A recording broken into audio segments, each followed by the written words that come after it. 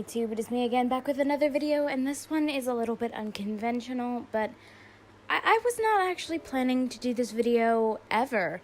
Not because I'm not proud of the drawing, but because the drawing had just gotten so old. So for those of you who have been on my channel for a while, you may have tuned in to some of my original live streams, and one of those said drawing a random character live, and there were 2 live streams that I did with this character. And that's what you're seeing the first bits of footage from. That's why they're a little different quality and different setup. But I drew this a while ago now, and I had the line art all done, and I had some very basic values, grayscale values, put in for blocks of color. And I just sort of saved it and I left it there. And there are pieces of progress missing from this drawing because I just would work on it idly without recording or without live streaming it. And I just had this sort of unfinished drawing for a while, and it was really kind of getting on my nerves. So I just decided, screw it, I'm gonna finish coloring in this character, and I'm going to finish this illustration. And I really wanted to play with lighting, so I added a sense of really strong lighting for this piece. And it was one of the pieces that I did where I drew everything completely from scratch. So I know the way that I draw right now especially is using pose references. But this is this is one of the pieces that really represents part of why I do that. And that is because it is helping me get to a point where I can do drawings more like this, where I don't have something that I'm tracing over or heavily using. So I just used a reference for a pose, and I just went with it. So yeah, that's something I'm really pretty happy about with this drawing. I really like the way that it came out, and I liked it so much that I decided I was not only going to write this character an entire story, but that I would share it with you guys, because I have the recordings and I have the drawing, so I may as well tell you the little story that I whipped up kind of on the spot earlier today when trying to give a background to this character. So for those of you who don't know, the reason that this character is named Delphine Belladonna is because of the flower that she is based on, which is Delphinium Belladonna. And when I heard that, it just sounded like such a pretty name, and it was within very short order that I just decided that this character was a vampire. I don't know why, per se, it just felt right. So, I have this awesome vampire character. So I wanted to give a good reason that she was a vampire, and a good reason for why she is who she is. So I decided to write that out, so I will be kind of explaining to you her backstory. This isn't someone I plan to make a story with, it's just sort of a little fun vignette for you guys. Okay, so, the way that I have it out is that Delphine Belladonna was born just Delphine. Her family was dirt poor. It was medieval times. The feudal system was at its finest, and her family was the lowest of the low.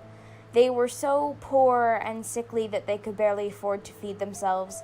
They were starving and they were dying. And it was Delphine, 3 older brothers, and 4 sisters of varying ages. And they all live in a shack that is barely the size of your average bedroom. So it's all of these people crammed into this little shack on a teeny tiny plot of land with soil that is unforgiving. It gives them no food, it gives them nothing that they can eat or make money selling. And they are very weak, and they're slowly starving, and they can do pretty much nothing to stop it, because they can't really get themselves hired for work, because the feudal system was not forgiving. It did not let you vertically climb. And on top of it, they can't really work all that well because they're starving. They're incredibly weak. Their bodies are just not up to par. They can be replaced easily, and they're probably going to die young. So Delphine's parents are both very sick, and they're pretty much slowly starving to death. Well, understandably, Delphine, who is the youngest sibling of the whole bunch, really doesn't want to die and doesn't want her family to die. So she does the thing that most people in her town would think of as completely unthinkable. You see, there is someone who lives in the Belladonna Manor. He's considered to be a demon he's even considered to be the devil himself. People hate him. They think of him as dark and evil, and they fear him and want him gone. They suspect that there is something deeply wrong with him and that he is the blight on this world, on their world. And needless to say, he's not popular among the village folk. But that also means that people are really unwilling to go and work for him. He's terrifying. Well, because of this, he is kind of in dire need of people to work his manor. Upkeeping an entire manor by yourself, supernatural abilities or not, is a pain in the boot. So Delphine decides that her parents will never let her go and see this man, the Lord of Belladonna Manor. They'll never let her go on her own or at all. So she decides she's going to sneak out in the middle of the night, and she runs and sneaks all the way over to his manor, and it's a long journey for a little girl in the middle of the night. She arrives, and it's well into the night. It's dark. Everything is just shrouded in darkness, and she manages to scale his fence and climb into his garden, and she looks around and she spots him sitting in a gazebo with a woman she's never seen before. The woman is threatening him, threatening to expose him for something, threatening to tell the whole world some deep fundamental secret. It's obvious he knows what she's talking about, but Delphine has no idea. At least until he lunges forward, kills her without thinking, and drains her of blood. And then it all becomes painfully clear. Now, at the time, Delphine is maybe 9 years old. She's terrified. So she squishes herself against the fence and tries her very best not to scream or cry. What she has no way of knowing is that once this other woman is dead, he can hear her heart pounding, and he runs up, pushes her against the fence, and demands to know who she is and how she got here. She explains to him frantically that she's only here to plead for him to pay her family enough that they can survive. They'll do anything, they'll work for cheap just so long as they can survive. After a moment of hesitation, he sort of backs off, looks at her, and realizes this is just a kid who just wants to help her family, and she doesn't deserve to die. She's no actual threat to me. So he crouches down and he looks at her and he makes a deal. He says, I will employ your entire family and I will save them on the grounds and on the condition that you tell no one what you've seen here tonight. And seeing as that's pretty much the only way that she survives this situation, she readily agrees. He leads her inside the manor, and it's this spectacular, gorgeous manor. And he sets her down, and he gives her a bed to sleep in, and he settles her in for the night. And then she wakes up, and the usual mat on the floor she slept on for years in her house with her family. She wonders for a moment if any of it was real. She's pretty sure it was. It feels real. But then again, how can she be sure? Well, her suspicions are confirmed when a carriage arrives and packs her whole family in like sardines and carries them off to Belladonna Manor, where the lord of the manor comes down the steps and explains to them that they are now to work for him. He will give them anything that they need, anything that they desire, just so long as they keep the manor tidy and that they till the land and get food for the land. And he offers them pretty much all of the food that's grown, because unbeknownst to most of them, he doesn't need it. And The only thing that they have to do in order to survive is to work for him. Now, Delphine's parents are unfortunately both very sick. They've been sick for so long, their bodies are very weak. Living in the lap of luxury for a couple of months just isn't enough to save them. So they pass away. Delphine and her siblings work the land. Delphine, in particular, is tasked with little things, like organizing the library, dusting things. She's not given a lot of the hard labor jobs because she's small and fragile. That and the Lord of the Manor takes a bit of a shining to her. She's intelligent and ambitious. She doesn't fit with the mold of most people. She was brave enough to weather the night with no clue of how she would get to the manor safely and find him and strike up a deal with him. She wasn't afraid of him, and she's never been afraid of him. Mind you, she saw him kill someone, so there was a bit of fear, but she was never intimidated by him. She was willing to walk straight up to him and strike a deal, and that fascinates him. She's different from the rest of the world, and he doesn't really understand why. Well, the two become quite close. They become pretty good friends, despite one being an immortal vampire and one being a child. He's not great about eating for a while. He'll pick off stragglers or people who threaten him or people who happen to be passing by that he deems worthy. And he takes them home, kills them, and drains them. It keeps him going, and it works well enough, but Delphine really does not like the whole murder thing, so she suggests to him talking to people, convincing them to lend an arm so that he can take what he needs to survive and they can go on their way. She persuades him to teach people about what he is and get willing participants, and those who are unwilling, he can just wipe their memories and make them forget. He's kind of confused by her pacifist nature, but he's happy to give it a try. After all, he thinks that she's a very smart girl, and the last thing that he'd want to do is upset her. Over time, he grows to see her as something of a surrogate daughter, and his feelings are reciprocated. She sees him as a father, even though she never learns his name. None of the children do. Speaking of the other children, as they get older, they eventually decide that they're not really comfortable living in a manor with a vampire anymore. It's not that they're not grateful, just so much as the fact that the world would hate them if they found out that that's where they'd been. So he completely disavows them, wipes any record of all of these children from his manor, and allows them to leave. But Delphine stays. She's torn at first.